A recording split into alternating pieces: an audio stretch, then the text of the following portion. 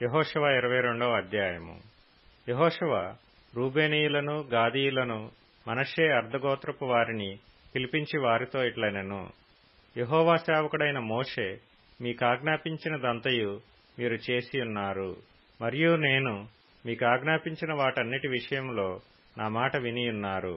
బహుదినముల నుండి నేటి వరకు మీరు మీ సహోదరులను విడువక మీ దేవుడైన యెహోవా ఆజ్ఞననుసరించి నడిచియున్నారు. ఇప్పుడు మీ దేవుడైన యెహోవా మీ సహోదరులతో చెప్పినట్లు వారికి నెమ్మది కలుగజేసియున్నాడు. కాబట్టి మీరిప్పుడు యెహోవా సేవకుడైన మోషే యొర్దాను అవతల మీకు స్వాస్థ్యముగా ఇచ్చిన దేశములో మీ నివాసములకు తిరిగి వెళ్ళుడి. అయితే మీ పూర్ణ హృదయముతోనూ మీ పూర్ణాత్మతోనూ మీ దేవుడైన యెహోవాను ప్రేమించుచు ఆయన మార్గములన్నిటిలో నడుచుకొనుచు ఆయన ఆజ్ఞలను గైకొనుచు ఆయనను హత్తుకొని ఆయనను సేవించుచు యెహోవా సేవకుడైన మోషే మీకాజ్ఞాపించిన ధర్మమును ధర్మశాస్త్రమును అనుసరించి నడుచుకొనుడి. అతడీలాగు చెప్పిన తరువాత వారిని దీవించి వెళ్లనంపగా వారు తమ నివాసములకు పోయిరి. మోషే బాషానులో మనష్షే అర్ధగోత్రమునకును, యెహోషువ పడమటి దిక్కున యొర్దాను అద్దరిని వారి సహోదరులలో మిగిలిన అర్ధగోత్రమునకును స్వాస్థ్యములిచ్చిరి. మరియు యెహోషువ వారి నివాసములకు వారిని వెళ్లనంపినప్పుడు అతడు వారిని దీవించి వారితో ఇట్లనెను. మీరు మిక్కిలి కలిమి గలవారై అతి విస్తారమైన పశువులతోనూ వెండితోనూ బంగారుతోనూ ఇత్తడితోనూ ఇనుముతోనూ అతి విస్తారమైన వస్త్రములతోనూ తిరిగి మీ నివాసములకు వెళ్ళుచున్నారు. మీ శత్రువుల దోపుడు సొమ్మును మీరును మీ సహోదరులను కలిసి పంచుకొనుడి. కాబట్టి రూబేనీయులను, గాదీయులను, మనష్షే అర్ధగోత్రపు వారును యెహోవా మోషే ద్వారా సెలవిచ్చిన మాట చొప్పున తాము స్వాధీనపరచుకొనిన స్వాస్థ్య భూమి అయిన గిలాదులోనికి వెళ్ళుటకు కనాను దేశమందలి షిలోహులోనున్న ఇశ్రాయేలీయుల యొద్ద నుండి బయలుదేరి కనాను దేశమందున్న యొర్దాను ప్రదేశమునకు వచ్చినప్పుడు రూబేనీయులను, గాదీయులను, మనష్షే అర్ధగోత్రపు వారును అక్కడ యొర్దాను దగ్గర ఒక బలిపీఠమును కట్టిరి. అది చూపునకు గొప్ప బలిపీఠమే. అప్పుడు రూబేనీయులను, గాదీయులను, మనష్షే అర్ధగోత్రపు వారును ఇశ్రాయేలీయుల ఎదుటివైపున యొర్దాను ప్రదేశములో కనాను దేశమునెదుట బలిపీఠమును కట్టిరని ఇశ్రాయేలీయులకు వర్తమానము వచ్చెను. ఇశ్రాయేలీయులు ఆ మాట వినినప్పుడు సమాజమంతయు వారితో యుద్ధము చేయుటకు షిలోహులో కూడి ఇశ్రాయేలీయులు గిలాదులోనున్న రూబేనీయుల యొద్దకును, గాదీయుల యొద్దకును, మనష్షే అర్ధగోత్రపు వారి యొద్దకును యాజకుడగు ఎలియాజరు కుమారుడైన ఫీనెహాసును పంపిరి. ఇశ్రాయేలీయుల గోత్రములన్నిటిలో ప్రతిదాని పితరుల కుటుంబపు ప్రధానుని అనగా 10 మంది ప్రధానులను అతనితో కూడా పంపిరి. వారందరూ ఇశ్రాయేలీయుల సమూహములలో తమ తమ పితరుల కుటుంబములకు ప్రధానులు.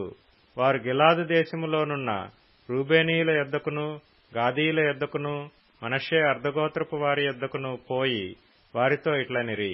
యెహోవా సర్వసమాజపు వారు చెప్పుచున్నదేమనగా, నేడు బలిపీఠమును కట్టుకొని నేడే యెహోవాను అనుసరించుట మాని ఇశ్రాయేలీయుల దేవుని మీద మీరేలా తిరుగుబాటు చేయుచున్నారు?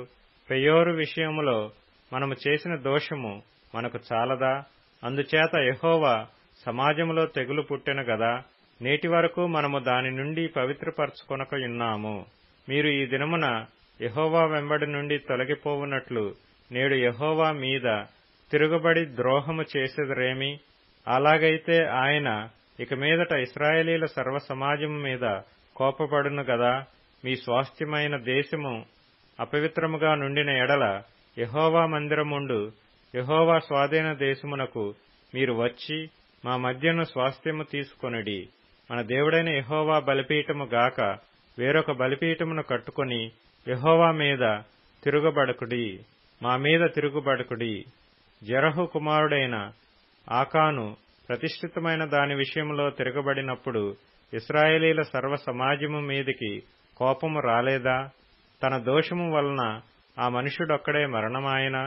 అందుకు రూబేనీయులను, గాదీయులను, మనష్షే అర్ధగోత్రపు వారును ఇశ్రాయేలీయుల ప్రధానులతో ఇచ్చిన ఉత్తరమేమనగా, దేవుళ్లలో యెహోవా దేవుడు, దేవుళ్లలో యెహోవాయే దేవుడు.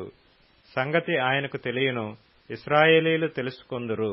ద్రోహము చేతనైనను యెహోవా మీద తిరుగుబాటు చేతనైనను మేము ఈ పని చేసిన ఎడల నేడు మమ్ము బ్రతుకనీయకుడి. యెహోవాను అనుసరింపక తొలగిపోయి దహనబలి అయినను నైవేద్యమునైనను దానిమీద అర్పించుటకే గాని సమాధాన బలులను దానిమీద అర్పించుటకే గాని మేము ఈ బలిపీఠమును కట్టిన ఎడల యెహోవా తానే విమర్శ చేయునుగాక. వేరొక హేతువు చేతనే ఈ బలిపీఠమును కట్టితిమి. ఏమనగా రాబోవు కాలమున మీ సంతానపు వారు మా సంతానపు వారితో ఇశ్రాయేలీల దేవుడైన యెహోవాతో మీకేమి సంబంధము? రూబేనీయులారా, గాదీయులారా, మీకును మాకును మధ్య యెహోవా యొర్దానును సరిహద్దుగా నియమించును గదా. యెహోవాయందు మీకు పాలేదియు లేదని చెప్పుట వలన మీ సంతానపు వారు మా సంతానపు వారిని యెహోవా విషయములో భయభక్తులు లేని వారగునట్లు చేయుదురేమో అని భయపడి ఆ హేతువు చేతనే దీని చేసితిమి. కాబట్టి మనము బలిపీఠమును కట్టుటకు సిద్ధపరచుదము రెండని చెప్పుకొంటిమి. అది దహన బలుల నర్పించుటకైనను బలి నర్పించుటకైనను కాదు. మన దహన బలుల విషయములోను బలుల విషయములోను సమాధాన బలుల విషయములోను మనము యెహోవా సన్నిధిని ఆయన సేవ చేయవలయుననుటకు యెహోవాయందు మీకు పాలు ఏదియూ లేదను మాట మీ సంతతి వారు మా సంతతి వారికి చెప్పజాలకుండునట్లు అది మాకును మీకును మన తరువాత మన తరముల వారికిని మధ్య సాక్షి అయి ఉండును. అందుకు ఇక మీదట వారు మాతోనే గాని మా తరము వారితోనే గాని అట్లు చెప్పిన ఎడల మన పితరులు చేసిన బలిపీఠపు ఆకారమును చూడుడి, ఇది దహన బలి నర్పించుటకు కాదు, బలి నర్పించుటకు కాదు గాని మాకును మీకును మధ్య సాక్షి అయి ఉండుటకేయని చెప్పుదుమని అనుకుంటిమి. ఆయన మందిరమునెదుటనున్న మన దేవుడైన యెహోవా బలిపీఠము తప్ప దహన బలులకైనను నైవేద్యములకైనను బలులకైనను వేరొక బలిపీఠమును కట్టునట్లు నేడు యెహోవాను అనుసరింపక తొలగిపోయిన ఎడలనేమి, యెహోవా మీద ద్రోహము చేసిన ఎడలనేమి మేము శాపగ్రస్తులమగుదుముగాక. ఫీనెహాసును యాజకుడును సమాజ ప్రధానులను అనగా అతనితో ఉండిన ఇశ్రాయేలీల ప్రధానులను రూబేనీయులను గాదీయులను మనష్షీయులను చెప్పిన మాటలను విని సంతోషించిరి.